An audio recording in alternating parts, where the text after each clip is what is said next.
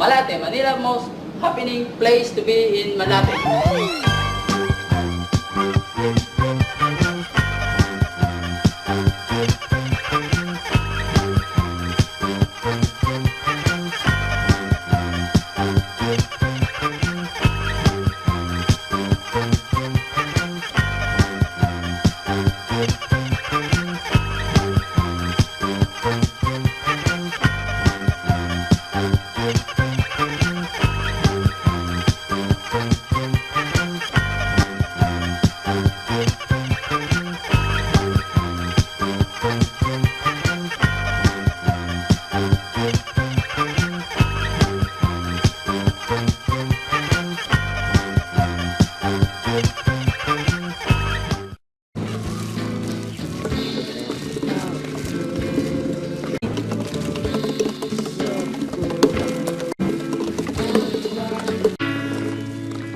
Ako, si Kiefer.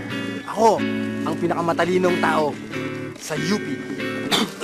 Nag-aral ako ng law. Miyembro ako ng basketball team na nagpa-champion sa aming eskwela. Kampi ko sila Benji Paras at Ronnie Magsan. Ang kabuuan ng UP ay sa pamilya namin. Ngunit, kinuha lang ito ng mga Amerikano ayon sa hair hose cutting law at Tidings McDuffie. Sa totoo nga, uncle ko yung modelo ng oblation. Mga bata, gusto nyo bang tumalino? Opo.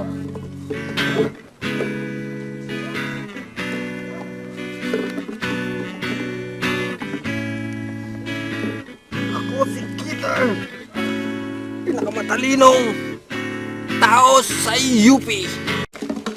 Magabi na. Mga bata, dito na lang tayo magpalipas ng gabi. Umupo kayo. Ano pangalan mo? EG. Ikaw? Ako si Tasyo. Simula ngayon, ang pangalan mo ay Jerby. At ikaw, si Joper. Maliwanag?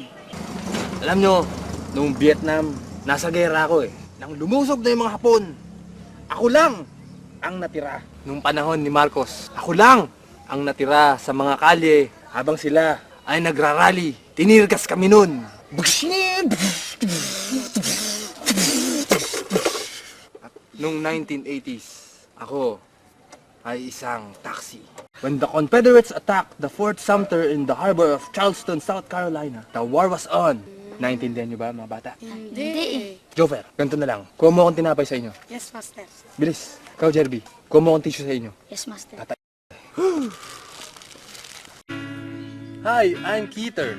Keeter Ocampo. My friends call me Keeter. My life is like a box of crayons. It's very colorful. When I'm mad, I'm a red. When I'm happy, I'm a yellow. My friends describe me as sweet, thoughtful, and chubby.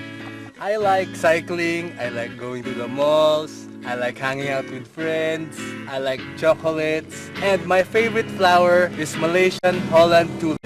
My favorite bands are Slapshot, Chico Sai, Monster Bot, Sandwich, Cheese, Bad Burn, and especially Faster Than Satan. I also like St. Alexander.